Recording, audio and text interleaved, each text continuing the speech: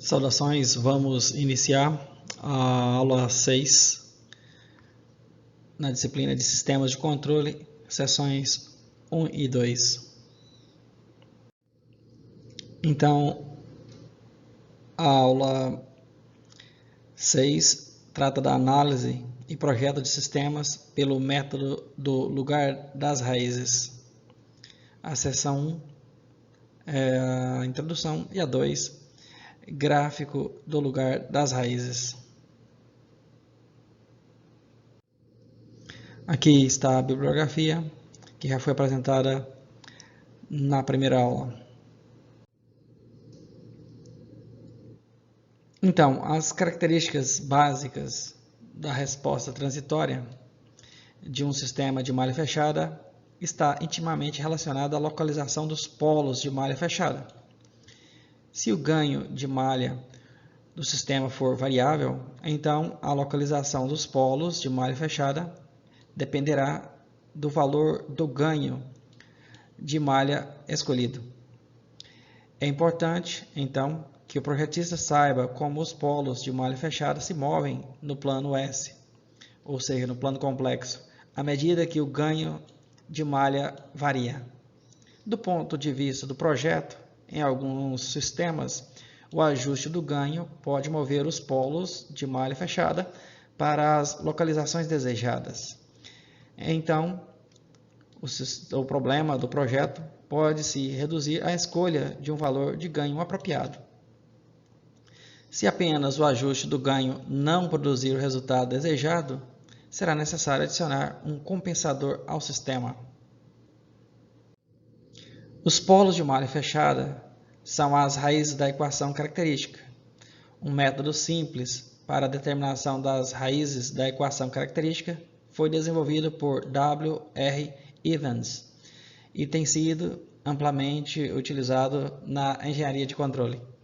Esse método, chamado método do lugar das raízes, permite que as raízes da equação característica sejam representadas graficamente para todos os valores de um parâmetro do sistema.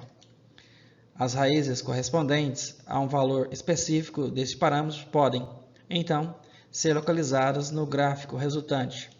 Observe que o parâmetro é normalmente o ganho, mas é possível utilizar qualquer outra variável da função de transferência de malha aberta.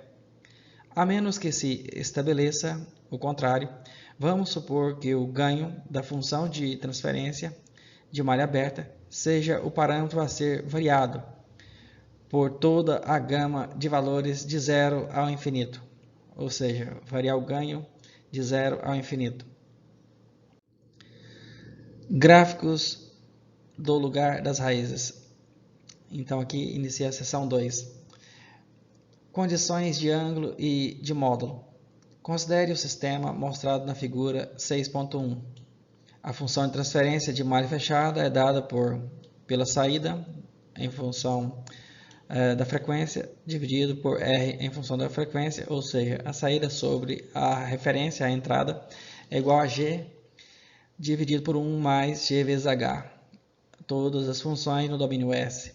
Então aqui essa função 6.1 é resultado, né, da simplificação desse diagrama aqui de blocos, ou diagrama em blocos, onde a malha de realimentação aqui não é unitária, a realimentação, o ramo de realimentação é H de S. A equação característica desse sistema de malha fechada é obtida igualando o zero, o denominador, do lado direito da equação 6.1, ou seja, igualando a zero essa parte aqui de baixo, né? Ou seja, 1 mais GH é igual a zero, ou, ao se passar para o outro lado e isolar, o 1 fica G vezes H é igual a menos 1, que é a equação 6.2. Vamos supor que G vezes H, ambas as funções no domínio da frequência, seja uma relação dos polinômios em S. Note que podemos estender a análise ao caso em que G vezes H apresenta retardo de transporte, ou seja, E elevado a menos T vezes S. Como G vezes H é uma grandeza complexa, a equação 6.2 pode ser dividida em duas equações, equiparando-se os ângulos e módulos de ambos os lados, respectivamente, obtém-se. Então, condição angular. Então, aqui esse símbolo, né, que indica o ângulo. Então, o ângulo do produto da função G vezes H é igual a mais ou menos 180 graus vezes 2K mais 1, onde K varia de 0, 1, 2, até o infinito. Ou seja, como do lado direito a equação tinha 1, e 1 representa o ângulo de 180 graus, positivo ou negativo, então, por isso que no plano complexo, né, o menos 1, na verdade, né, representa 180 graus, ou, na verdade, era o menos 1, e não 1, por isso que representa mais 180 ou menos 180 graus no plano complexo. Então, agora analisando a condição do módulo, aqui a condição do módulo, então o módulo de G vezes H é igual a 1. Por quê? Porque o módulo de 1 também, de menos 1 é 1. Então, a condição do módulo, ou seja, o valor absoluto do produto dessas duas funções é igual a 1, ou seja, compara-se dois números na forma polar. Então, para comparar dois números na forma polar, temos que comparar o módulo e o ângulo. Os valores de S que satisfazem tanto a condição angular como a de módulo são as raízes da equação característica, ou os polos de malha fechada. Um lugar dos pontos no plano complexo que satisfaz somente a condição angular é o lugar das raízes. As raízes da equação característica, ou seja, os polos de malha fechada, que correspondem a dado valor do ganho, podem ser determinadas pela condição de módulo. Em muitos casos, o produto de G por H envolve um parâmetro de ganho K, e a equação característica pode ser escrita como 1 mais K vezes uma série de zeros, o produto de vários termos aqui no domínio S. Então, tem o 0,1 vezes o 0,2 vezes até o 0m, e embaixo um produto de polos, então vários polos aqui, polo 1, polo 2 até o polo n, igual a 0. Então, o lugar das raízes do sistema é o lugar dos polos de malha fechada, quando o ganho K varia de 0 ao infinito. Para começar o esboço do lugar das raízes de um sistema, pelo método do lugar das raízes, devemos conhecer a localização dos polos e zeros de G vezes H.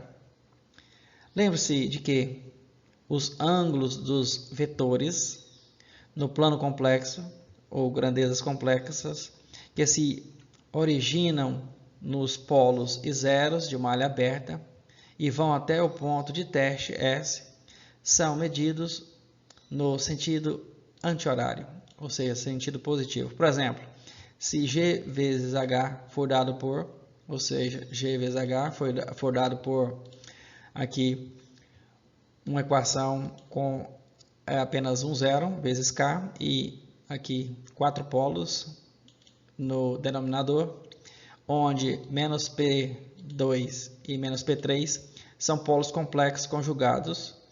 Então, o ângulo de G vezes H será, então, o ângulo, naturalmente, cada polo gera um ângulo, cada polo, quando escrito na forma polar, então, o número escrito na forma polar gera um ângulo, cada um gera um ângulo. Então, o ângulo de G vezes H é igual ao φ1, ou seja, esse φ1 deve ser o ângulo do zero, Então, φ1 menos θ1 menos θ2 menos θ3 menos θ4 são os ângulos dos polos, onde φ1, θ1, θ2, θ3 e θ4 são medidos no sentido anti-horário, como mostra a figura 6.2a e b. Então, agora observando, aqui na figura 6.2a e b, os diagramas que mostram medidas dos ângulos a partir do ponto de teste S e dos pontos e dos polos e zeros de malha aberta. Então temos aqui 1, 0, aqui Z1, 4 polos. Então temos o polo, agora vamos mudar de cor. Então aqui o polo P1, aqui o polo P2, o polo P3 e o polo P4. Naturalmente o polo P2 e o P3 são conjugados um do outro. E a medição do ângulo é a partir do eixo sigma aqui. Ou seja, no sentido anti-horário é o sentido positivo. Na figura B, temos agora um novo ponto, né, aqui de análise, outro ponto S. Aqui era um ponto de teste S, aqui é outro ponto de análise.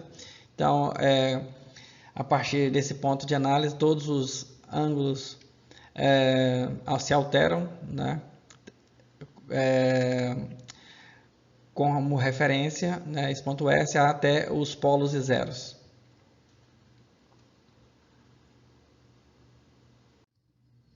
O módulo de G vezes H para esse sistema então o módulo desse sistema é K vezes B1 maiúsculo dividido por A1 vezes A2 vezes A3 vezes A4, onde A1, A2, A3 e A4 e B1 são os módulos das grandezas complexas, ou seja, S mais P1, S mais P2, S mais P3, S mais P4 e S mais Z1, respectivamente, como mostrado na figura 6.2a. Note que, pelo fato de os polos e zeros complexos conjugados de malha aberta, caso existam, situarem-se sempre simetricamente em relação ao eixo real, o lugar das raízes também será sempre simétrico em relação a esse eixo. Portanto, será necessário construir apenas a metade superior do lugar das raízes e desenhar a imagem espelhada da metade superior na metade inferior do plano S, ou seja, basta desenhar a parte de cima e a de baixo é só espelhar, ou seja, desenhar de forma simétrica. É importante lembrar desse detalhe. Exemplo 6.1. Considere o sistema com realimentação negativa mostrado na figura 6.3. Vamos supor que o valor do ganho K seja não negativo. Então aqui temos um sistema em blocos, em diagrama de blocos, com realimentação unitária. Então a função de transferência em ramo direto aqui, GG, a função de transferência é essa, e o H em função da frequência é igual a 1. Vamos esboçar o gráfico do lugar das raízes e em seguida determinar o valor de K, de modo que o coeficiente de amortecimento zeta do par de polos complexos conjugados dominantes de malha fechada seja 0,5. Ou seja, fique naquela faixa, né, apropriada para não ter um grande sobressinal e nem tenha, né, um tempo de acomodação muito longo. Para o sistema dado, a condição angular é o ângulo, esse símbolo indica o ângulo da função g em função de s, é igual ao ângulo, então, repetindo a função, k sobre s, aqui, vezes s mais 1, vezes s mais 2. Então, que é igual a menos o ângulo de 1 sobre s, menos o ângulo de s mais 1, menos o ângulo de s mais 2, porque k, o ângulo de k é zero, né? Zero. Então, como o ângulo k é zero, vai ser zero menos todos esses ângulos. E esse valor, como vimos, tem que ser igual a mais ou menos 180 graus vezes 2 vezes k minúsculo mais 1, onde esse k minúsculo é igual a 0, 1, 2 e assim por diante. Então, essa é a condição angular. A condição do módulo é que o módulo da função g, a função de transferência g, deve ser igual a 1, valor unitário, o módulo dessa função.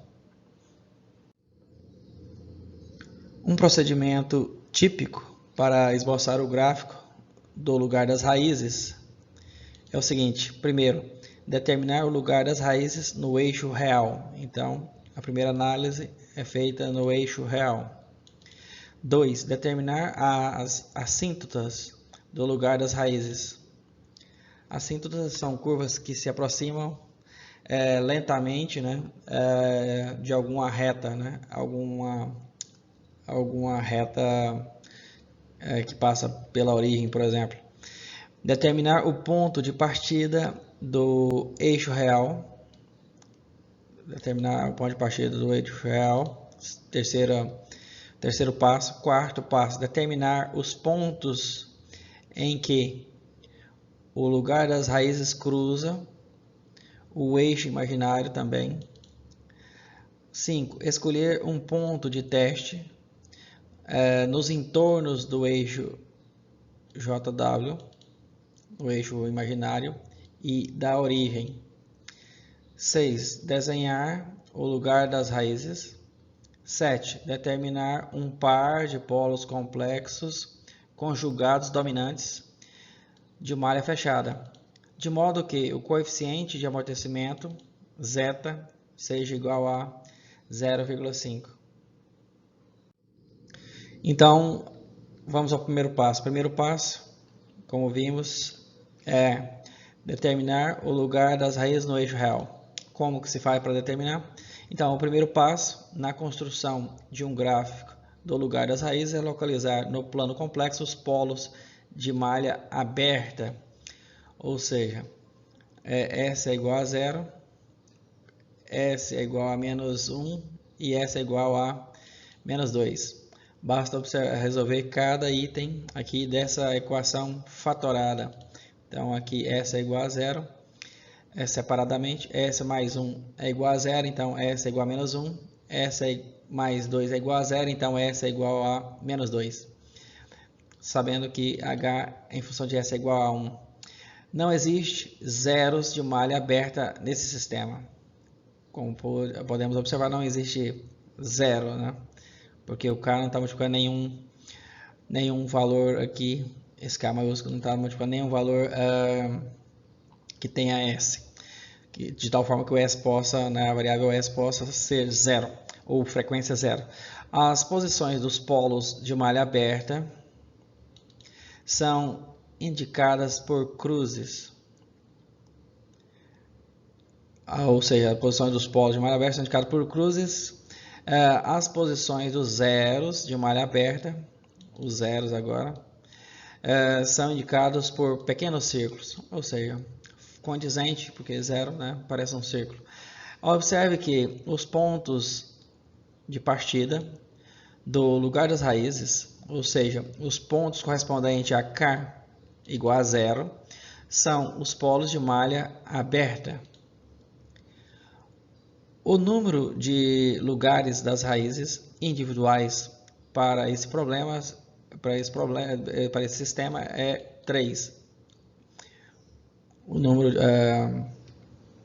de lugares das raízes para esse sistema é 3, que é igual ao número de polos de malha aberta, ou seja, são 3 polos, então temos 3 lugares das raízes, né, individuais.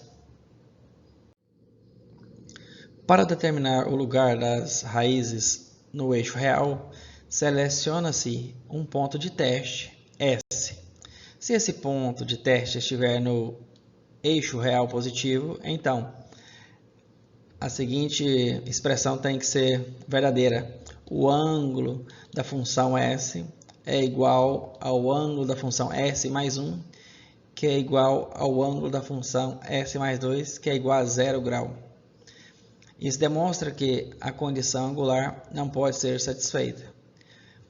Então, não existe lugar das raízes no eixo real positivo. A seguir, seleciona-se um ponto de teste no eixo real negativo entre 0 e menos 1. Então, o ângulo da função S deve ser igual a 180 graus, ou no caso deve ser 180 graus, e o ângulo de S mais 1 deve ser igual ao ângulo de S mais 2, que deve ser igual a 0 grau. Assim, menos S menos o ângulo de S menos o ângulo de S mais 1 menos o ângulo de S mais 2 deve ser igual a menos 180 graus. E a condição angular é satisfeita. Nesse caso, é satisfeita. Dessa maneira, o segmento do eixo real negativo entre 0 e menos 1 pertence ao lugar das raízes. Se um ponto de teste for selecionado entre menos 1 e menos 2, então o ângulo da função S deve ser igual ao ângulo da função S mais 1, que deve ser igual a 180 graus, e o ângulo da função S mais 2 deve ser igual a 0 grau. E menos o ângulo da função S menos o ângulo da função S mais 1 menos o ângulo da função S mais 2 igual a menos 360 graus. Pode-se observar então que a condição angular não é satisfeita. Não é satisfeita essa condição. Portanto, o eixo real negativo entre menos 1 e menos 2 não pertence ao lugar das raízes. Da mesma maneira, se um ponto de teste for localizado no eixo real negativo entre menos 2 e menos o infinito, a condição angular será satisfeita. Portanto, o lugar das raízes existirá sobre o eixo real negativo entre 0 e menos 1 e entre menos 2 e menos infinito. 2. Determinar as assíntotas do lugar das raízes. As assíntotas do lugar das raízes é a medida que S se aproxima do infinito, podem ser definidas da seguinte maneira. Se um ponto de teste for selecionado muito distante da origem, então, para S tendendo ao infinito, fazendo o limite da função de transferência g para S tendendo ao infinito, então podemos escrever dessa forma: S tendendo ao infinito de k sobre S vezes S mais 1 vezes S mais 2, que é igual ao limite de k sobre S ao cubo para S tendendo ao infinito. E a condição angular torna-se menos 3 vezes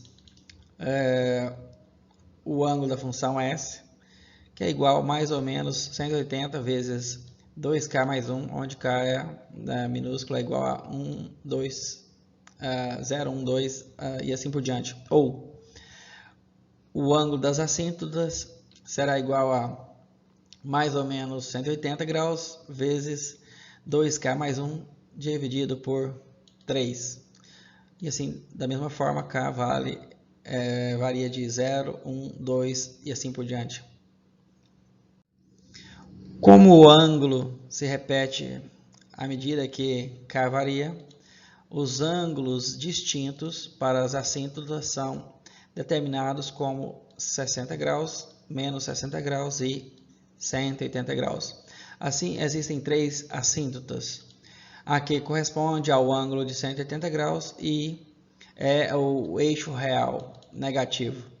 Antes de podermos desenhar essas assíntotas no plano complexo, devemos determinar o ponto onde elas cruzam no eixo real. Como? Então, escrevendo a função de transferência aqui novamente, se um ponto de teste estiver muito distante da origem, então a função g de s poderá ser escrito como g de s é igual a k sobre s ao quadrado, ao cubo, né, mais 3s ao quadrado, mais e assim por diante, fazendo a multiplicação aqui devida, né, eliminando a fatoração, né. Para valores elevados de s, essa última equação pode ser aproximada como g de s é aproximadamente igual a k sobre s mais 1, entre parênteses, ao cubo. Um gráfico do lugar das raízes de g de s, dado por esta equação, consiste em três retas. Isso pode ser visto a seguir, onde a equação do lugar das raízes é o ângulo da função k dividido por s mais 1 ao cubo é igual mais ou menos 180 graus vezes 2k mais 1, ou menos 3 vezes o ângulo da função s mais 1, que é igual a mais ou menos 180 graus vezes 2k mais 1.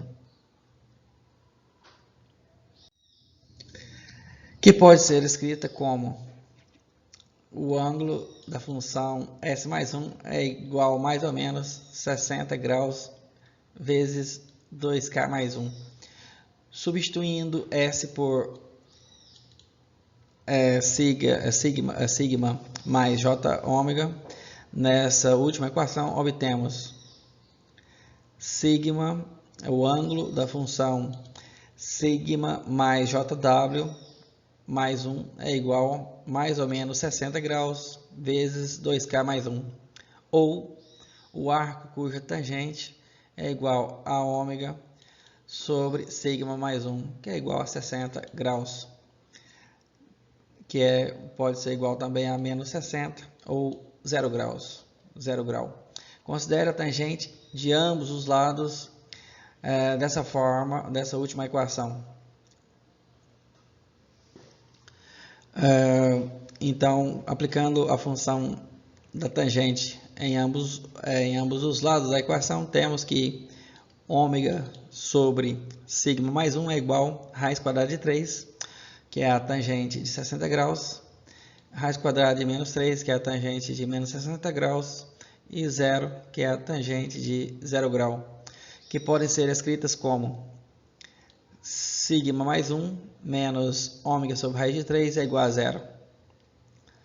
Logo, pode ser escrita também como sigma mais 1 mais ômega sobre raiz de 3, que é igual a 0, e ômega igual a 0. Ou seja, é possível formar as três equações a partir dessas igualdades aqui, para calcular o ômega eventualmente. Essas três equações representam três linhas retas, como mostrado na figura 6.4. Aqui na figura, três linhas retas. Essas três linhas retas são as assíntotas. Elas se encontram no ponto S igual a menos 1. Assim, a abscissa de intersecção entre as assíntotas e o eixo real é obtida igualando a 0 o denominador do lado direito da equação 6.5 e resolvendo para S. As assíntotas são praticamente partes do lugar das raízes, nas regiões muito distantes da origem. Então aqui temos uma função que representa essa reta, sigma mais 1 menos ômega sobre raiz de 3. Então é possível isolar sigma e deixar ômega e deixar obter essa reta em função de sigma. E as duas retas. E essa aqui é para ômega igual a 0. 3. Determinar o ponto de partida do eixo real. Para desenhar com precisão o lugar das raízes, deve-se definir o ponto de partida do eixo real, onde as ramificações do lugar das raízes originárias dos polos em 0 e menos 1 saem do eixo real, ou seja, à medida que K aumenta, e se movem no plano complexo. O ponto de partida do eixo real corresponde a um ponto no plano S, onde ocorrem raízes múltiplas da equação característica. Existe um método simples para a determinação do ponto de partida do eixo real, que apresentaremos a seguir. Escreveremos a equação característica como a função f em função de s é igual a b em função de s mais k vezes a em função de s igual a 0. Equação 6.6, onde a em função de s e b em função de s não contém k. Note que f em função de s igual a 0 tem raízes múltiplas nos pontos onde a derivada de f em função de s ds é igual a 0. Isso pode ser visto como se segue. Suponha que f de s tenha raízes múltiplas de ordem r, onde r é maior ou igual a 2. Então, f em função de s pode ser escrita como f em função de s é igual a s menos s1 elevado a r vezes s menos s2 e assim por diante até s menos sn. Derivando essa equação em relação a s e estimando-se o valor da derivada da função f em função de s ds em s igual a s1, temos f de s, f em função de s ds, para s igual a S1 é igual a 0. Então, essa é a equação 6.7. Isso indica que raízes múltiplas de f em função de s satisfazem a equação 6.7.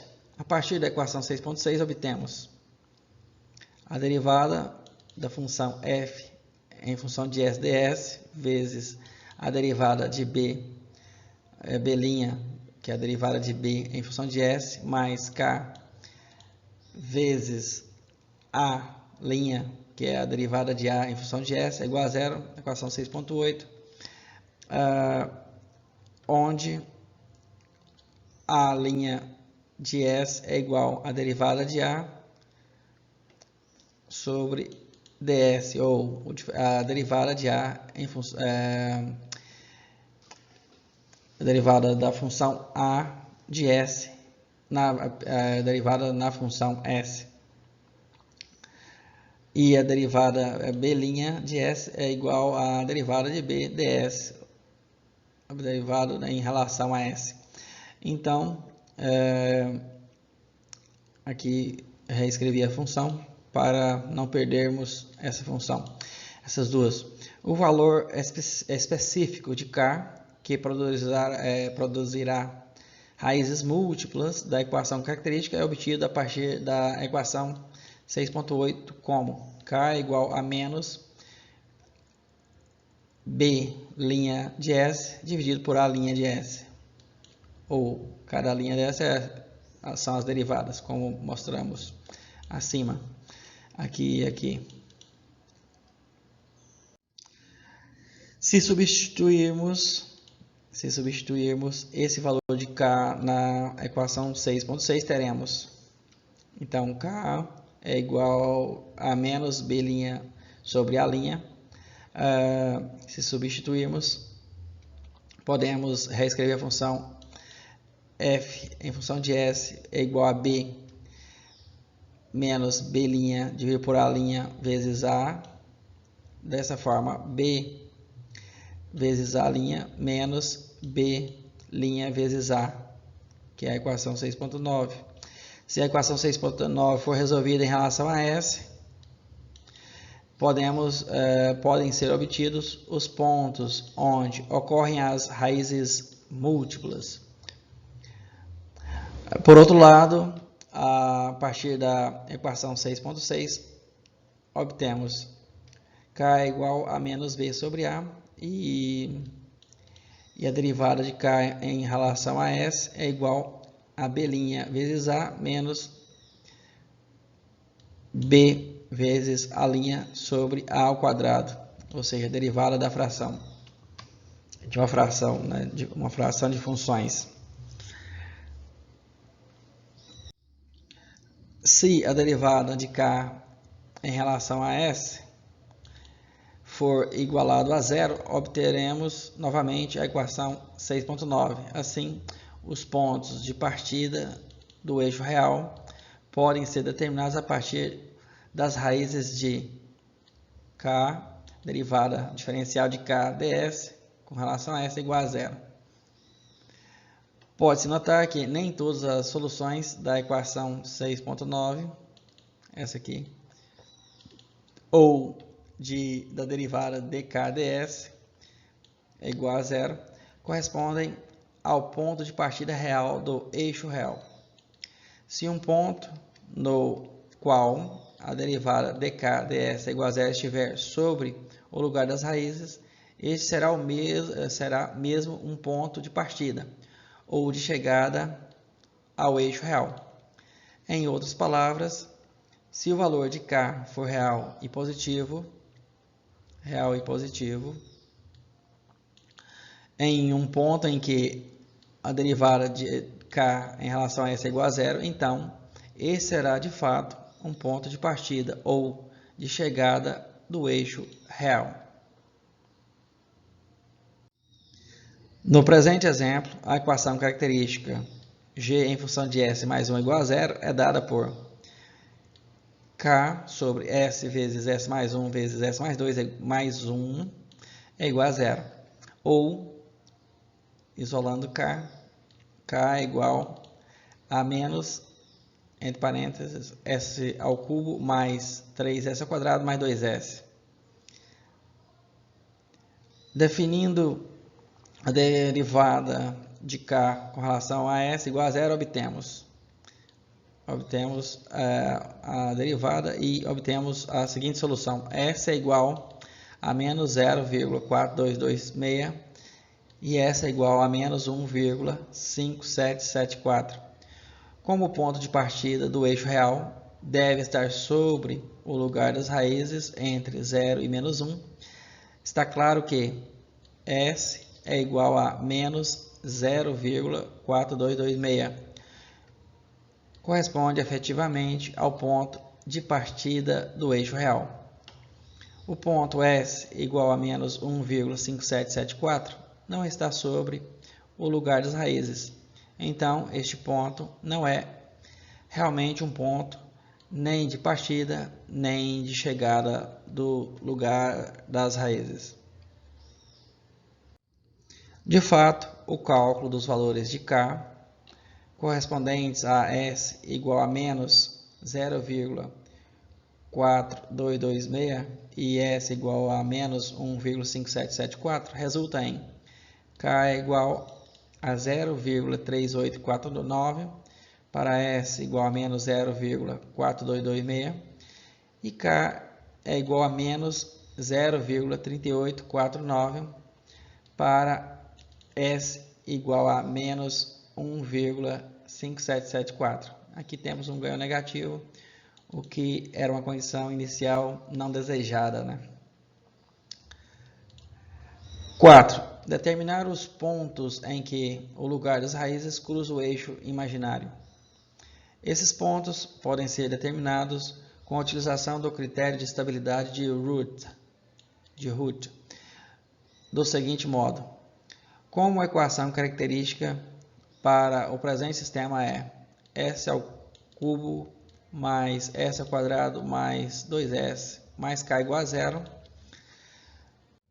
a matriz de Root torna-se, escrevendo a matriz de Root, primeiro escrevemos na primeira linha os coeficientes pares, A0, depois A2, e posteriormente escrevemos na segunda linha os coeficientes ímpares, A1 e A3, conforme está aqui. Então, aqui estão os coeficientes ímpares na segunda linha e na primeira linha aqui os coeficientes pares. Para determinar a constante C1, multiplicamos o cruzamento crescente, 3 vezes 2, 6, menos 1 vezes K dividido por 3, que é o que está logo acima. E fazendo a mesma conta, obtemos que a última linha aqui é K, que é a mesma coisa desse K aqui. Considerando que aqui tem um elemento zero, que dá o mesmo resultado, e dividindo por esse elemento de cima. Assim, o valor de K, que faz que o sistema S1, o termo S1, na primeira coluna seja igual a zero, é K igual a 6. Os pontos de cruzamento com o eixo imaginário podem, então, ser determinados com a resolução da equação auxiliar, obtida a partir das linhas da linha S ao quadrado, isto é,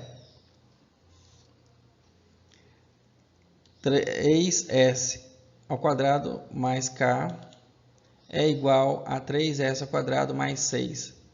Aqui, que é essa linha aqui, a segunda linha, S ao quadrado.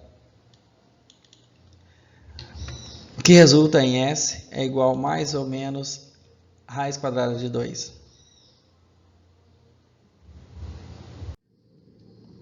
As frequências no ponto de cruzamento do eixo imaginário são, portanto, ômega igual a mais ou menos raiz quadrada de 2.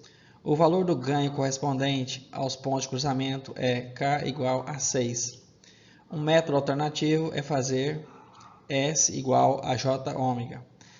Na equação característica, igualar a zero tanto a parte real quanto a parte imaginária, e então resolver para ômega e K.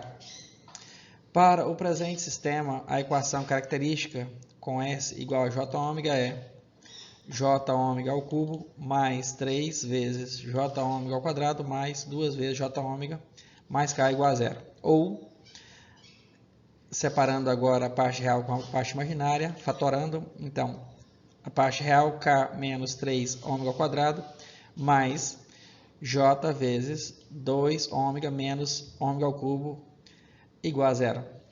Igualando tanto a parte real como a parte imaginária dessa equação a zero, obtemos K menos 3 ômega ao quadrado igual a zero e 2 ômega menos ômega ao cubo igual a zero, resulta em ômega igual a mais ou menos raiz de 2, K é igual a 6, ou para ômega igual a zero, K igual a zero também.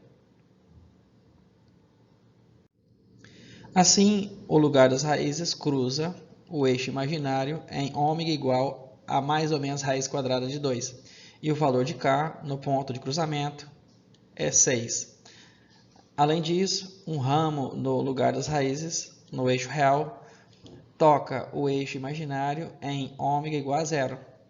O valor de K nesse ponto é zero. 5. Escolher um ponto de teste nos em torno do eixo JW e da origem. Como mostra a figura 6.5, e aplicar a condição angular, se um ponto de teste estiver sobre o lugar das raízes, então a soma dos três ângulos, θ1, θ2 e θ3, deve ser 180 graus. Se o ponto de teste não satisfazer a condição angular, selecione outro ponto de teste até que a condição seja atendida. Ou seja, a soma dos ângulos no ponto de teste indicará a direção em que o ponto de teste deve ser movido. Continue com esse processo e localize um número suficiente de pontos que satisfaçam a condição do ângulo. Então aqui temos um ponto de teste. Então temos como referência para cada polo, cada um dos ângulos θ1, θ2 e θ3. E aqui para o ponto de teste aqui, nesse caso. 6. Desenhar o lugar das raízes. Com base nas informações obtidas nos passos anteriores, como mostra a figura 6.6. Então, agora, com as informações das assíntotas, essa assíntota aqui, das três assíntotas, essa e essa, agora é possível demarcar, né, o ponto, esse ponto aqui em cima do ângulo aqui, esse outro aqui, e desenhar o gráfico, essa curva, né? Essa curva aqui, por onde passa, né? E aproxima assintoticamente a essas curvas assíntotas, né? De assíntota. Então, o lugar das raízes vai do -1 ao 0, ou do 0 ao -1, depende do ponto de partida, né? Temos que lembrar do ponto de partida. E vai para cá, o infinito vai para cá, para cima, e cá infinito vem para baixo aqui. E aqui, entre -2 até menos infinito aqui, também são lugares das raízes. E aqui o ponto para cá é igual a 6, e aqui o ponto para cá é igual a 1,0383. E coincidentemente o ponto para cá é igual a 6 aqui no eixo imaginário aqui e aqui, pois é espelhado, né, com relação ao eixo horizontal, o eixo real. 7. Determinar um par de polos complexos conjugados dominantes de malha fechada, de modo que o coeficiente de amortecimento zeta seja igual a 0,5. Os polos de malha fechada com zeta igual a 0,5, situados em linhas que passam pela origem e formam os ângulos mais ou menos arco cujo cosseno é zeta, é igual a mais ou menos o arco cujo cosseno seja então a 0,5. Então esse ângulo é mais ou menos 60 graus, com o eixo real negativo. Com o auxílio da figura 6.6, esses polos de malha fechada com zeta igual a 0,5 são obtidos da seguinte maneira: S1 é igual a menos 0,3337 mais J vezes 0,578. E S2 igual a esse número complexo aqui, menos 0,3337 e menos J 0,5780, ou seja, o número conjugado. O valor de K, que fornece esses polos, é determinado pela condição de módulo, como se segue. Então, para esse K, deve ser igual ao módulo de S vezes S mais 1 vezes S mais 2. Para S, igual ao valor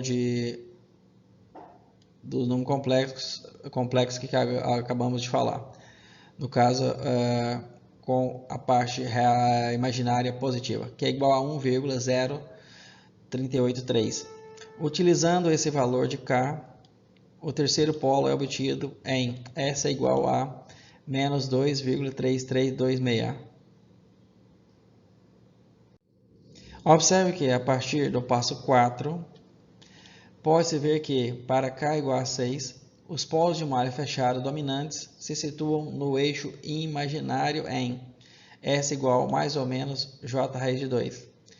Com esse valor de K, o sistema apresentará oscilações permanentes. Para K maior que 6, os polos de malha fechada dominantes se situam no semiplano direito do plano complexo, do plano S, resultando em um sistema instável. Por fim, note que, se necessário, o lugar das raízes pode ser facilmente graduado em termos dos valores de K, utilizando para isso a condição de módulo. Simplesmente seleciona-se um ponto sobre o lugar das raízes, mede-se o módulo das três grandezas complexas S, S mais 1 e S mais 2 e multiplica-se esses valores. O produto é igual ao valor do ganho K naquele ponto, ou seja, o módulo de S para aquele ponto vezes o módulo de S mais 1 vezes o módulo de S mais 2 é igual a K. Então, se for um lugar das raízes, calculando esse módulo de cada um, é possível descobrir ou calcular o ganho, né? O ganho K, para atender essa condição. Exemplo 6.2. Neste exemplo, será esboçado o gráfico do lugar das raízes de um sistema com polos de malha aberta complexos conjugados. Considere o sistema mostrado na figura 6.7. Para esse sistema, então temos agora aqui uma realimentação unitária. Então, pode-se simplificar esse sistema em blocos em apenas uma única função de transferência. Então, a função de transferência de malha direta G é essa, e a função de realimentação H de S é igual a 1, onde K é maior ou igual a 0. Vê-se que G tem um par de polos complexos conjugados em S é igual a menos 1 mais J raiz de 2, e o conjugado do mesmo é S é igual a menos 1 menos J raiz de 2. Um procedimento típico para esboçar o gráfico do lugar das raízes é o seguinte. Primeiro, determinar o lugar das raízes no eixo real, como já aprendemos lá naquela sequência, né, de procedimentos. Para qualquer ponto de teste S no eixo real, a soma das contribuições angulares dos polos complexos conjugados é 360 graus, como mostrado na figura 6.8. Então, observando os polos complexos, então essa parte de cima para θ1 aqui, e aqui é de baixo, a parte complementar aqui, somando os dois dá 360 graus, né? Assim, o efeito resultante dos polos complexos conjugados sobre a condição angular no eixo real é nulo. A localização do lugar das raízes sobre o eixo real é determinada pelo zero de malha aberta existente nesse mesmo eixo.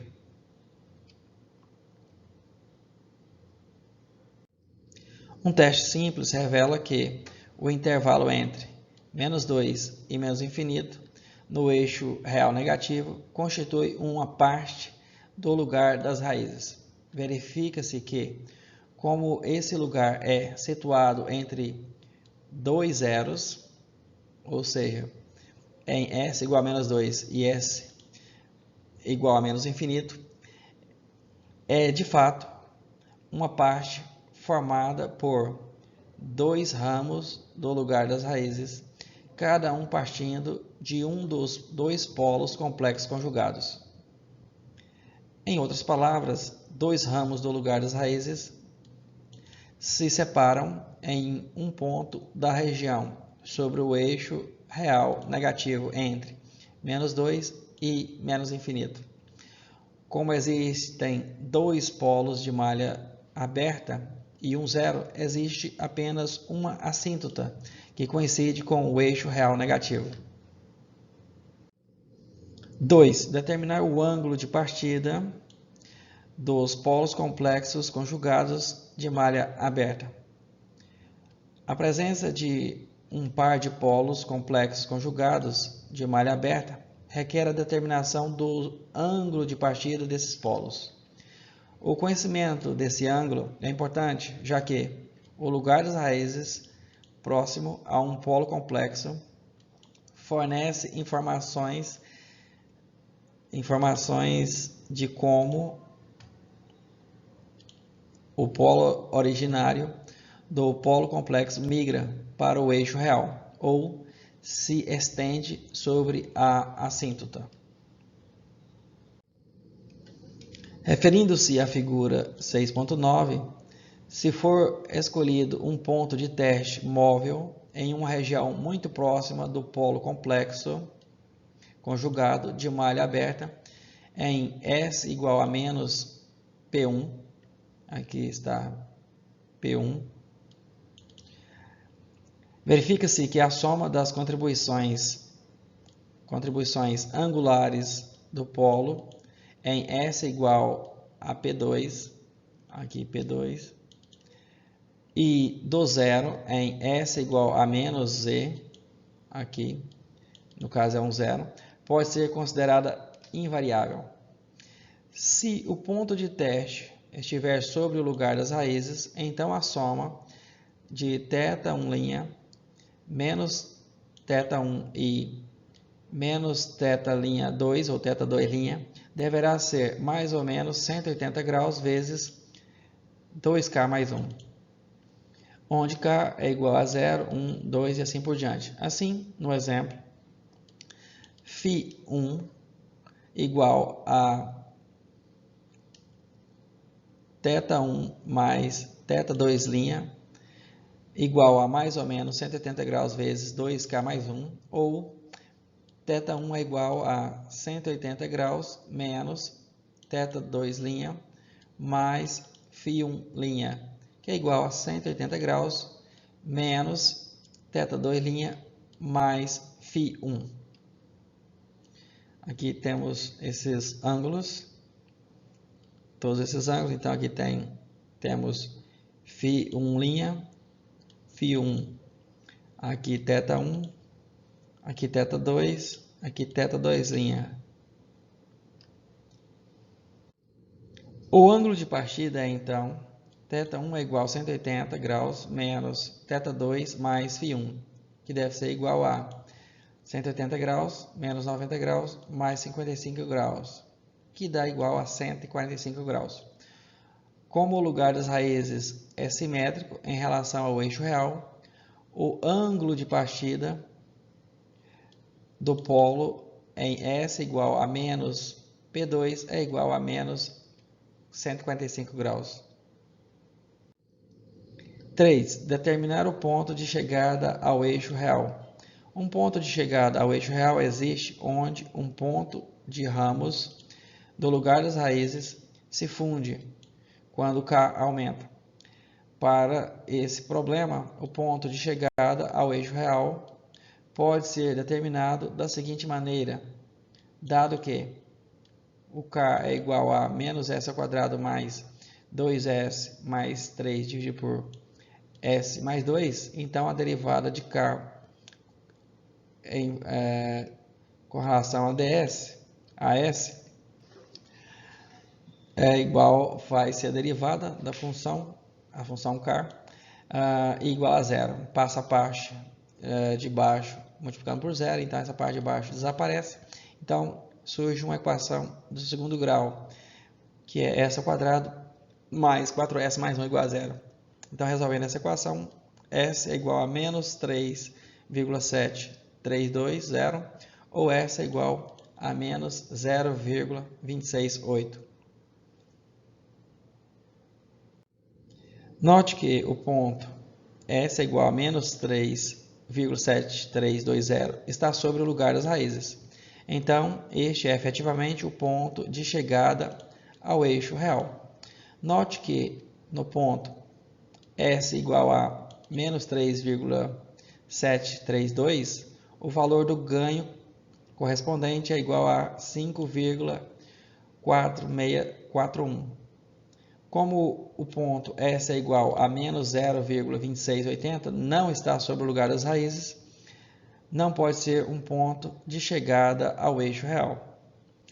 Para o ponto S igual a menos 0,2680, o valor correspondente do ganho K é igual a menos 1,4641, ou seja, negativo, né? Então não é considerado, porque a condição inicial era que K fosse positivo ou igual a zero.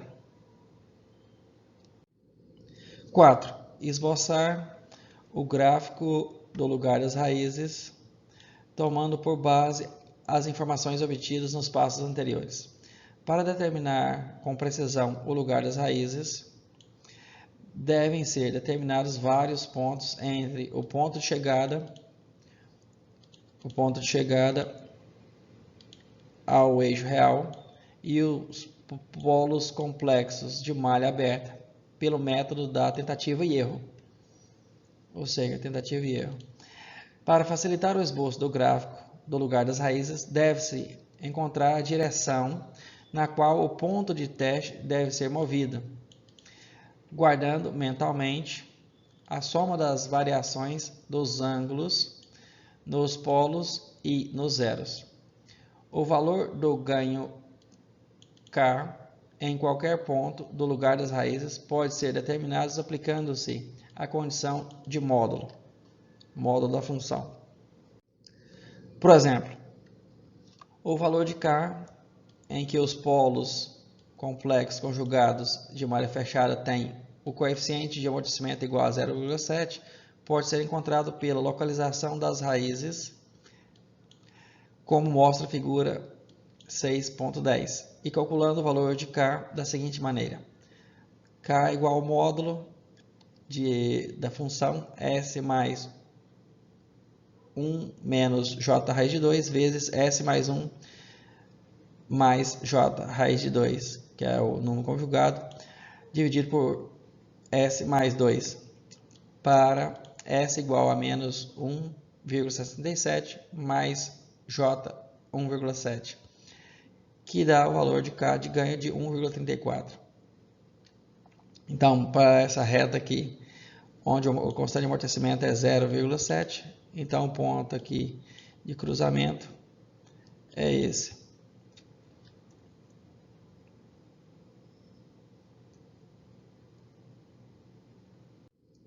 Observe que, nesse sistema, o lugar das raízes no plano complexo é parte de um círculo. Esse lugar das raízes circulares não ocorre na maioria dos sistemas. Lugares das raízes circulares podem ocorrer em sistemas que têm 2 polos e um zero, 2 polos e 2 zeros ou 1 polo e 2 zeros. Mesmo nesses sistemas, a ocorrência de partes de lugares das raízes circulares depende da localização dos polos e dos zeros existentes. Para mostrar a existência de partes circulares do lugar das raízes no presente sistema, é necessário deduzir a equação do lugar das raízes.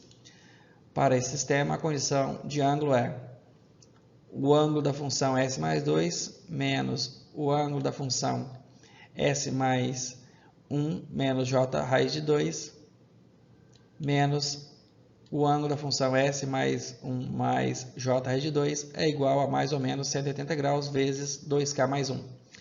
Se S é igual a sigma mais J ômega for substituído nessa última equação, obtemos então o ângulo da função sigma mais 2 mais J ômega menos sigma mais J ômega menos J raiz de 2 menos o ângulo da função sigma mais J ômega mais 2 J raiz de 2. que deve ser igual a mais ou menos 180 graus vezes 2K mais 1, que pode ser escrita como o arco cuja tangente é igual a ômega sobre sigma mais 2, menos o arco cuja tangente é igual a sigma menos raiz de 2 sobre ômega menos raiz de 2 sobre sigma mais 1, menos o arco cuja tangente é ômega mais raiz de 2, ou seja, a parte imaginária, né, sobre a parte real, que é sigma mais 2, que é igual a 180 graus vezes 2K mais 1. Então, aqui apenas passou para o lado da igualdade, né? A parte dessa primeira equação aqui veio para cá. Ou seja, a mesma equação. Considerando as tangentes de ambos os lados dessa última equação e utilizando a relação de tangentes, que tangente de x mais ou menos y é igual tangente de x mais ou menos tangente de y, dividido por 1 mais ou menos tangente de x vezes tangente de y, é uma relação trigonométrica bem conhecida. Obtemos essa expressão aqui,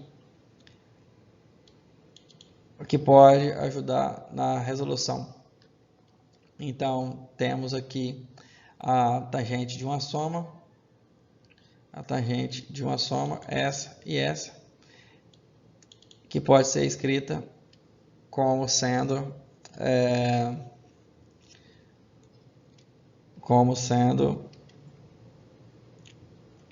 aplicando os dois lados na tangente, aí depois pode se separar desta forma aqui. Então, ao se separar, pode-se calcular a tangente individualmente, né? Em vez de ser tangente de uma soma, aplica-se as tangentes individuais, como essa fórmula mostra. Então, substituindo, né? Então surge um aqui, e essa expressão igualando as duas equações, é possível simplificar e obter essa expressão aqui de forma simplificada. E ao final das contas, obtém-se essa equação mais simples, apenas com ômega em função de ômega e sigma. Esta última equação é equivalente a, para ômega igual a zero, ou sigma mais 2 ao quadrado mais ômega ao quadrado é igual ao quadrado da raiz de 3. Essas duas equações são equações dos lugares das raízes do presente sistema. Observe que a primeira, ômega igual a zero, é a equação para o eixo real. O eixo real é entre S igual a menos 2 e S igual a menos infinito, corresponde ao lugar das raízes para K maior ou igual a zero. A parte remanescente do eixo real corresponde ao lugar das raízes quando K é negativo. Nesse sistema, K é não negativo. Note que K é menor que zero, corresponde ao caso em que a realimentação é positiva. A segunda equação para o lugar das raízes é a equação de um círculo, com centro em sigma é igual a menos 2 e ômega igual a zero e raio igual a raiz de 3. A parte do círculo à esquerda dos polos complexos conjugados corresponde ao lugar das raízes para K maior ou igual a zero. A parte remanescente do círculo corresponde ao lugar das raízes quando K é negativo. É importante notar que equações de interpretação fácil para o lugar das raízes podem ser deduzidas apenas para sistemas simples. Para sistemas complexos que contenham muitos polos e zeros, qualquer tentativa de dedução de equações para o lugar das raízes é desencorajada. Essas equações deduzidas são muito complicadas e sua configuração no plano complexo é difícil de ser visualizada. Regras para a construção do lugar das raízes. Para um sistema complexo, com muitos polos e zeros de malha aberta, a construção do gráfico do lugar das raízes pode parecer complicada, mas, na verdade, não é difícil, se forem aplicadas as regras de construção para esse fim. Para a localização de pontos específicos e assíntotas, pelos cálculos dos ângulos de partida de polos complexos e ângulos de chegada em zeros complexos, pode-se construir a forma geral do lugar das raízes sem dificuldade. Vamos resumir agora as regras e os procedimentos gerais para a construção do lugar das raízes do sistema mostrado na figura 6.11. Inicialmente, obtenha a equação característica, que é a equação completa, aqui, simplificando esse bloco, esse sistema, em blocos. Então, fica 1 mais G vezes H, todos em função de S. Em seguida, modifique esta equação de modo que o parâmetro de interesse apareça como fator de multiplicação na forma. Então, escrevendo agora a forma fatorada, né, da equação, aqui os zeros e aqui os polos.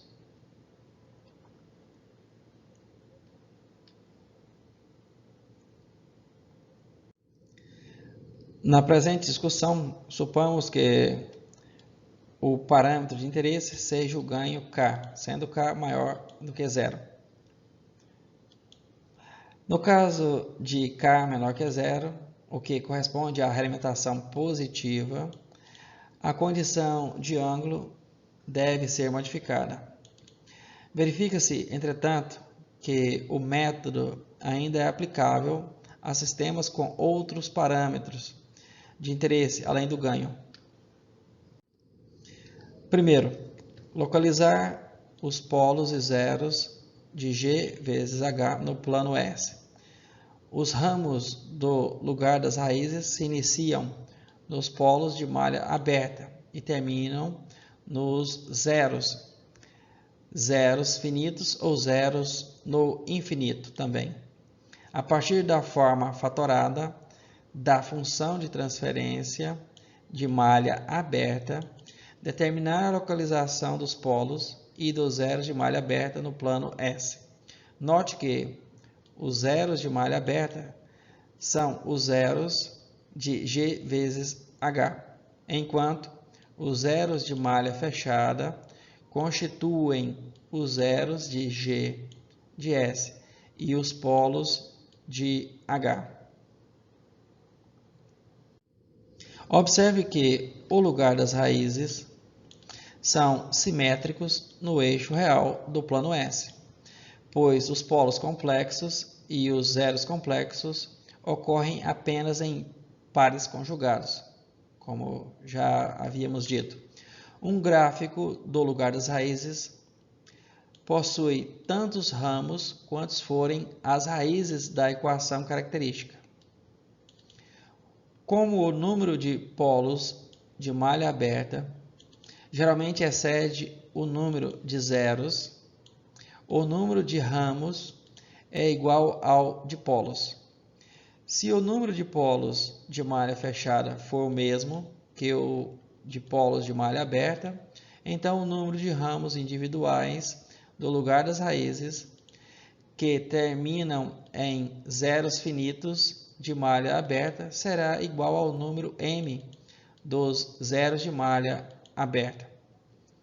Os ramos restantes, n menos m, que terminam no infinito, ou seja, m menos m, zeros implícitos no infinito, ao longo das assíntotas. Ou seja, quando S tende ao infinito, como o denominador tem S com a potência geralmente maior que o numerador, então, quando S tende ao infinito, a função toda, né, o ganho tende a zero, né? Por isso que é um zero. Zero no infinito. Se forem incluídos polos e zeros no infinito, o número de polos de malha aberta será igual ao de zeros de malha aberta. Portanto, pode-se afirmar que os lugares das raízes que se iniciam nos polos G vezes H e terminam nos polos de G vezes H, à medida que K varia de zero ao infinito, inclui os polos e zeros que se situam tanto no plano finito de S como no infinito. 2. Determinar os trechos do lugar das raízes no eixo real. Os trechos do lugar das raízes no eixo real são determinados pelos polos e zeros de malha aberta, que se encontram sobre ele. Os polos e zeros complexos conjugados de malha aberta da função de transferência não têm nenhum efeito na determinação dos trechos do lugar das raízes no eixo real, porque a contribuição angular de um par de polos ou zeros complexos conjugados sobre o eixo real é de 360 graus. Cada região do lugar das raízes no eixo real se estende sobre uma área ou um polo ou zero a outro polo ou zero. Para a construção dos trechos do lugar das raízes no eixo real, escolha um ponto de teste sobre ele. Se o número total de polos reais e zeros reais à direita desse ponto de teste for ímpar, então este ponto estará situado em uma região do lugar das raízes. Se polos de malha aberta e zeros de malha aberta forem polos simples e zeros simples, então o lugar das raízes e seus complementos formarão segmentos alternados ao longo do eixo real. 3. Determinar as assíntotas dos lugares das raízes. Se o ponto de teste S estiver localizado distante da origem, então o ângulo de cada vetor do plano complexo poderá ser considerado o mesmo. Um zero de malha aberta e um polo de malha aberta podem cancelar seus efeitos mutuamente. Portanto, os lugares das raízes, se os valores de S forem muito elevados, deverão ser assintóticos para as retas cujos ângulos, inclinações, são dadas por ângulos das assíntotas igual mais ou menos 180 vezes 2K mais 1 dividido por N menos M.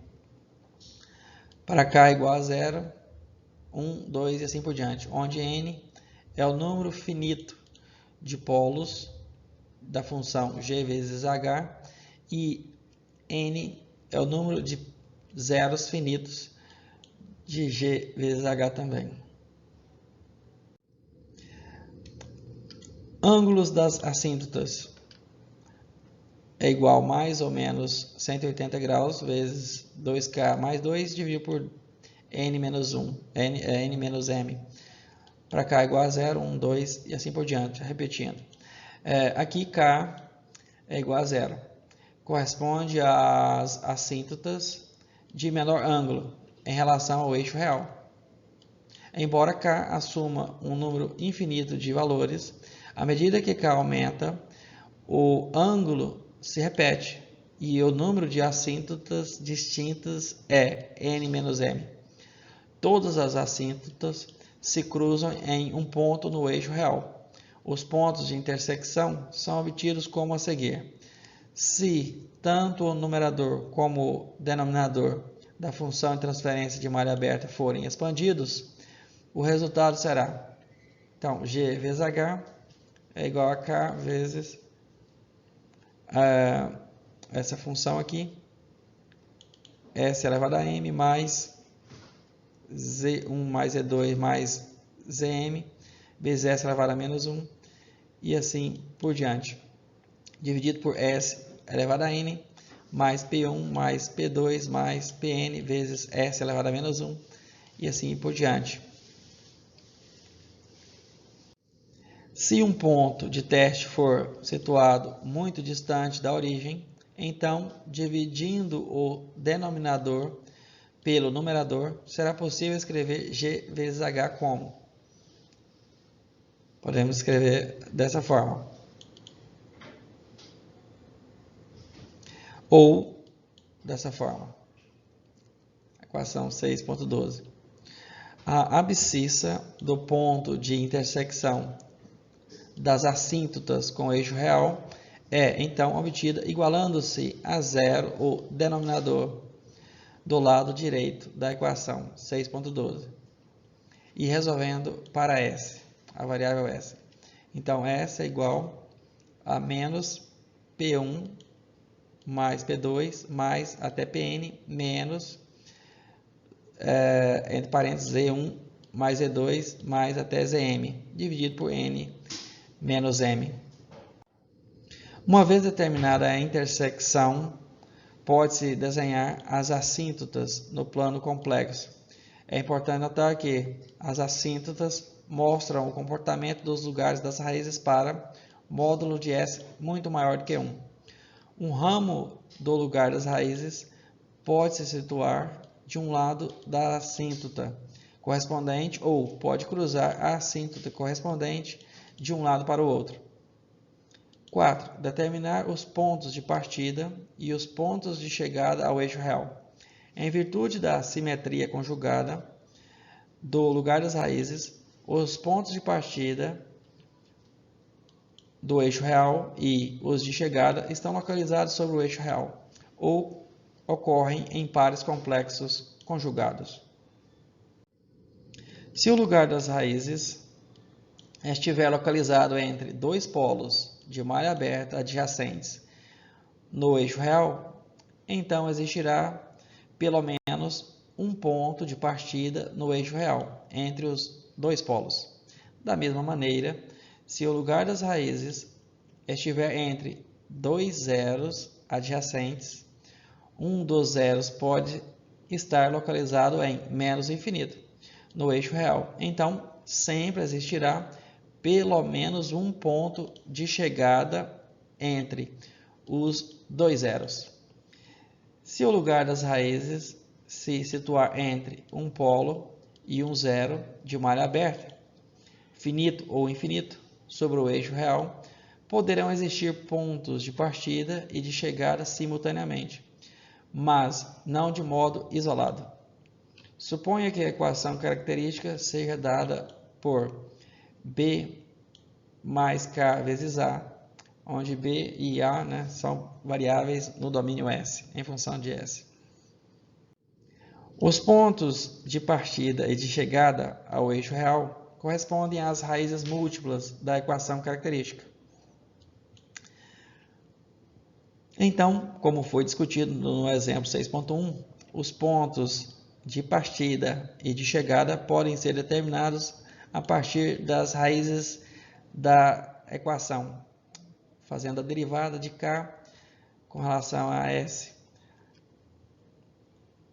Então, fazendo a derivada, a derivada B', ou seja, B' vezes A menos B vezes A' dividido por A ao quadrado é igual a zero, onde o apóstrofo indica a diferenciação em relação a S.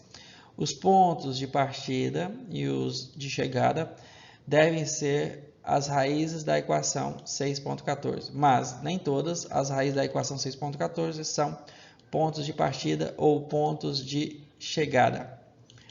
Se uma raiz real da equação 6.14 estiver sobre a região do lugar das raízes no eixo real,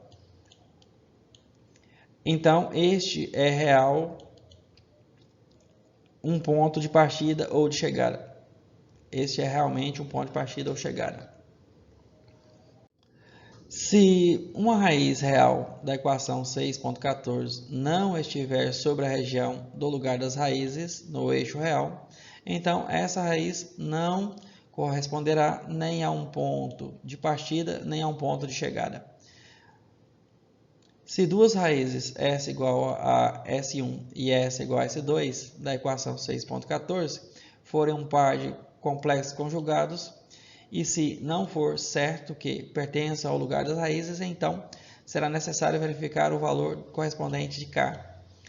Se o valor de K correspondente a uma raiz S igual a S1 de dkds igual a 0 for positivo, o ponto S igual a S1 será realmente um ponto de partida ou um ponto de chegada. Como se supõe que K seja não negativo, se o valor de K obtido for negativo, ou um vetor no plano complexo, então o ponto S igual a S1 não será nem ponto de partida, nem ponto de chegada. 5. Determinar o ângulo de partida de um polo complexo ou de chegada a um zero complexo do lugar das raízes. Para esboçar o lugar das raízes com precisão razoável, deve-se determinar a direção dos ramos do lugar das raízes próximos aos polos e zeros complexos. Se um ponto de teste for escolhido e movido nas proximidades de um polo complexo ou de um zero complexo, pode-se considerar que a soma das contribuições angulares de todos os outros polos e zeros permanece invariável. Assim, o ângulo de partida ou ângulo de chegada do lugar das raízes de um polo complexo ou um zero complexo pode ser determinado subtraindo de 180 graus a soma de todos os ângulos dos vetores de todos os outros polos e zeros que chegam ao polo complexo ou do zero complexo em questão, incluindo os sinais apropriados.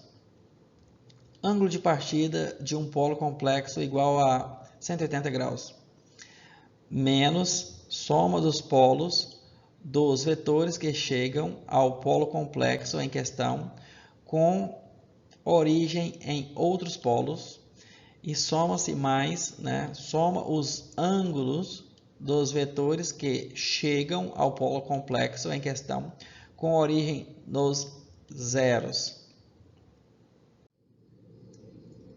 Ângulo de chegada em um zero complexo igual a 180 graus.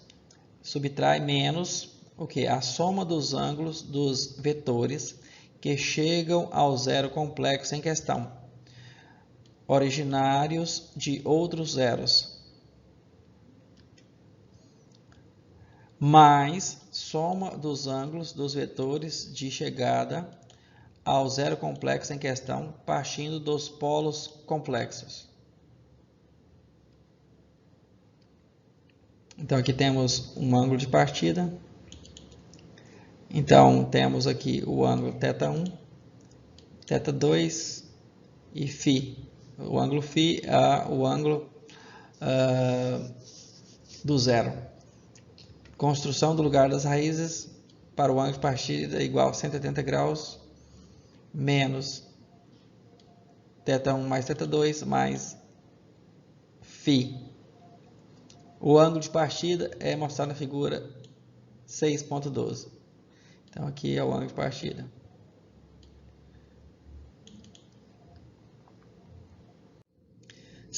Encontrar os pontos onde o lugar das raízes pode cruzar o eixo imaginário. Os pontos onde o lugar das raízes cruza o eixo JW podem ser determinados facilmente. A. Pelo uso do critério de estabilidade de Root.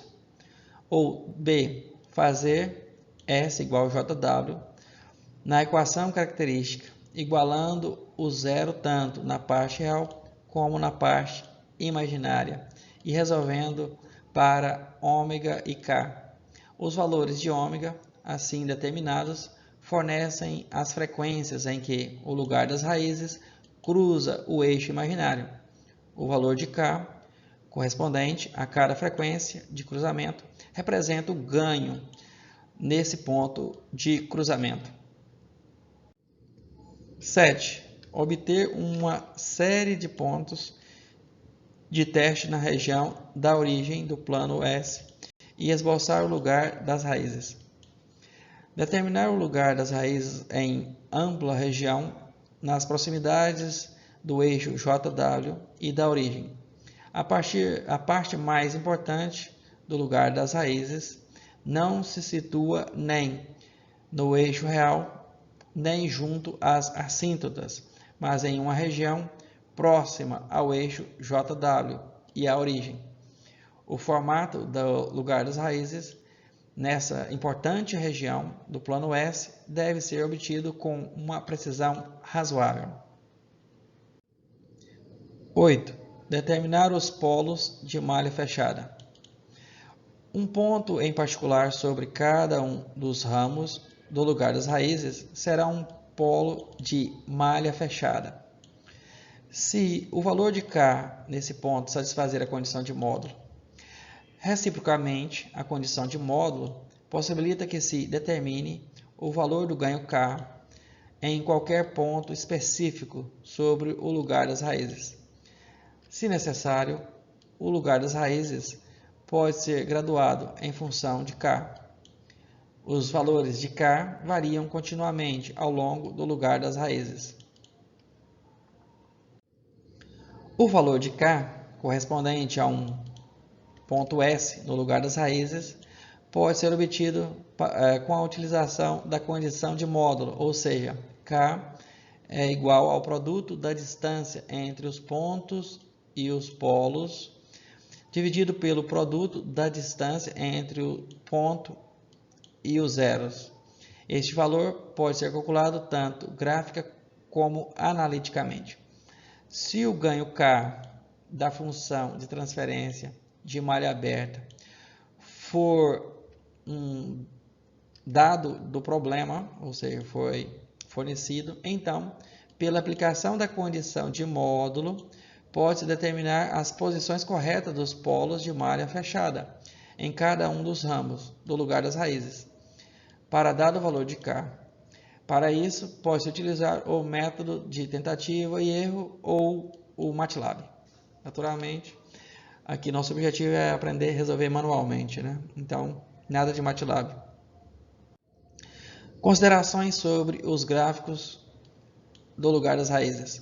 Observe que a equação característica do sistema de realimentação negativa, cuja função de transferência de malha aberta é G vezes H igual a K vezes S elevado a M mais B1 vezes S elevado a M menos 1 até BM, dividido por S elevado a N mais A1 vezes S elevado a N menos 1 mais e até AN para N maior ou igual a M, é uma equação algébrica de grau N em S. N aqui do denominador, que é o expoente, em S. Se a ordem do numerador de G vezes H for menor que a do denominador, em duas ou mais unidades, o que significa que existem dois ou mais zeros no infinito, então o coeficiente A1, que é essa parte aqui, será a soma negativa das raízes das equações e é independente de K, ou seja, não depende de K. Neste caso, se algumas das raízes se moverem para a esquerda sobre o lugar das raízes, à medida que K aumenta, então as outras raízes devem se mover para a direita, conforme K aumenta. Essa informação é útil na determinação da forma geral do lugar das raízes. Note também que uma pequena alteração na posição dos polos e zeros pode ocasionar mudanças importantes na configuração do lugar das raízes. A figura 6.13 demonstra que uma pequena variação na posição de um zero ou de um polo resultará em uma configuração do lugar das raízes bastante diferentes. Então, aqui como exemplo, temos aqui a posição em verde, aqui essa bolinha é um zero, e aqui temos dois polos, aqui um polo aqui e outro sobre o eixo imaginário. Então, os lugares das raízes, aqui também temos outro polo aqui e outro aqui. Então, a forma do lugar das raízes é essa aqui. Ou seja, essa forma interessante que parte para o menos infinito. E aqui, à medida que K aumenta, chega um limite que o lugar das raízes corta o eixo JW e o sistema se torna instável. Aqui também, esse sistema é bem semelhante, entretanto, qual a diferença desse para esse? É que uma pequena variação, né, gerou outro lugar das raízes bem diferente, né? Esse migrou para cá, para essa direção, e esse migrou para cá, e aqui criou quase um círculo aqui, né? Muito interessante. Uma pequena alteração do sistema gerou lugares das raízes bem diferentes. Cancelamento dos polos de G com zeros de H. É importante notar que, se o denominador de G e o numerador de H contiverem fatores comuns, então os polos e os zeros de malha aberta correspondentes se cancelarão mutuamente, reduzindo o grau da equação característica em uma ou mais unidades. Por exemplo, considere o sistema da figura 6.14a. Esse sistema possui realimentação de velocidade. Então, aqui temos a posição aqui, nessa realimentação aqui, temos a realimentação de posição e aqui temos a realimentação de velocidade, porque a integral aqui da velocidade é igual à posição, a integral passando por esse bloco aqui, 1 sobre S. Mudando o diagrama de blocos da figura 6.14a para o mostrado aqui na figura B, fica claro que G e H têm em comum o fator S mais 1. Agora o H tem esse fator aqui e o G também tem esse fator aqui no denominador. A função de transferência de malha fechada C sobre R é, então, C sobre R é igual a K sobre S vezes S mais 1 vezes S mais 2 mais K vezes S mais 1. A equação característica é, aqui temos dois fatores comuns que podem ser, né, fatorados, aqui o S mais 1, aqui no denominador. Então, a equação característica fica dessa forma.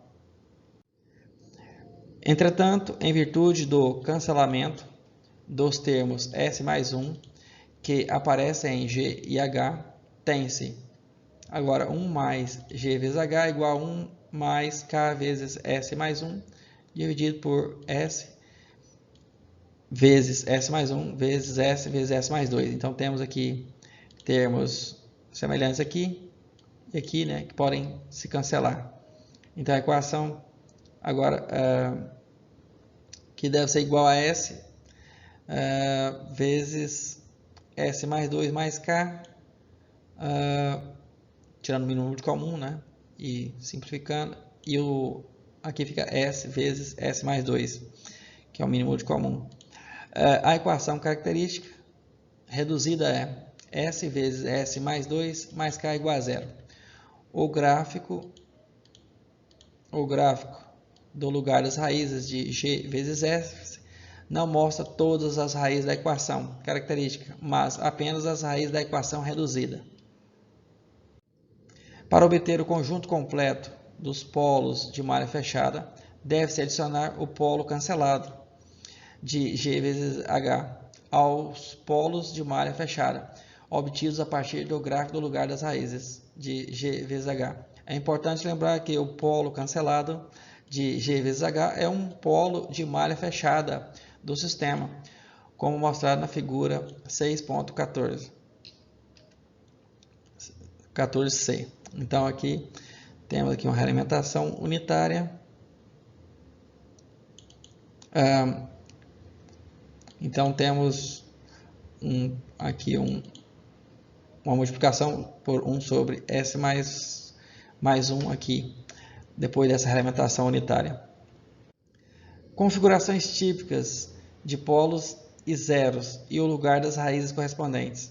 Vamos a seguir mostrar várias configurações de polos e zeros de malha aberta e seus correspondentes lugares das raízes. O padrão do lugar das raízes depende apenas da separação relativa dos polos e zeros de malha aberta. Se o número de polos exceder o número de zeros finitos em 3 ou mais unidades, haverá um valor de ganho K, além do qual o lugar das raízes entrará no semiplano direito do plano S, e assim o sistema se tornará instável. Para que um sistema seja estável, todos os polos de malha fechada devem se situar no semiplano esquerdo do plano S. Aqui vamos mostrar as configurações de polos e zeros de malha aberta e os lugares das raízes correspondentes. Então aqui temos um exemplo de um sistema com 3 polos. Aqui os zeros devem eventualmente estar no infinito, por menos infinito, por exemplo, para S menos infinito. Então aqui mostra como o lugar das raízes desse sistema com esses 3 polos.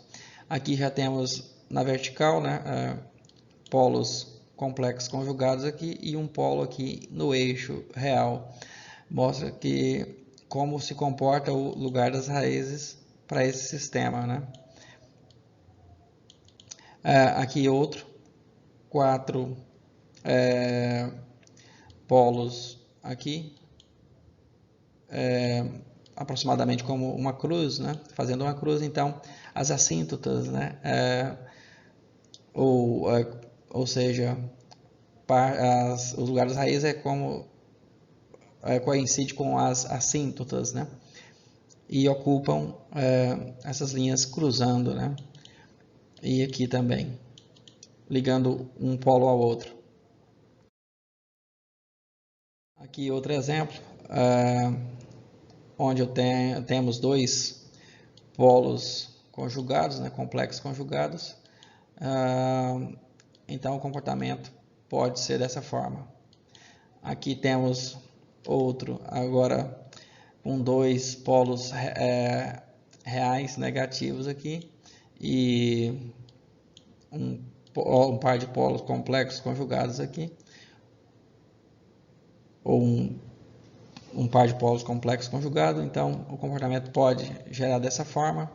Aqui 5 polos, um polo aqui, outro aqui e outro aqui, outro aqui e outro aqui, sendo 3 no eixo real e 2 na complexos conjugados, um par de polo complexo conjugado. Aqui temos um par de polos complexos conjugados e um zero aqui. Resulta aqui como se fosse um arco e uma flecha para a esquerda. Aqui temos um zero e um par de polos complexos conjugados. Então o lugar da raiz parte aqui do zero para o polo, ou do polo para o zero, tem que saber à medida que varia K, o ganho, e aqui diverge aqui, mas não cruza o eixo imaginário, o que é interessante. Ou seja, esse sistema não é levado para instabilidade. À medida que K aumenta o ganho, K.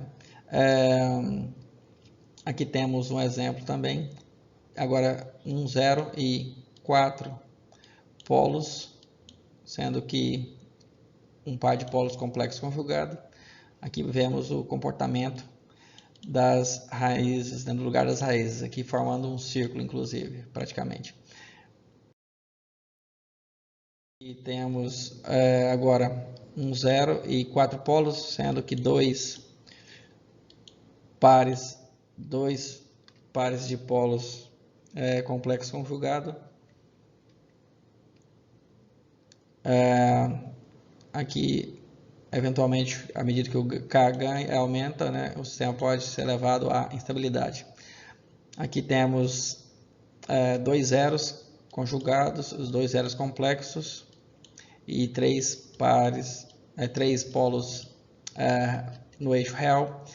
Então, o lugar das raízes parte do polo e vai até o zero, ou vice-versa, né? Dependendo se o K aumenta ou ganha, ou diminui. E aqui vai para o menos infinito.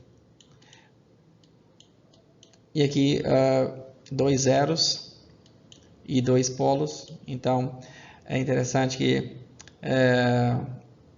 o ganho, né, o lugar das raízes, vai até o ponto médio, né, provavelmente um ponto entre os dois zeros, e parte e vai até o centro dos dois polos, né, formando um círculo.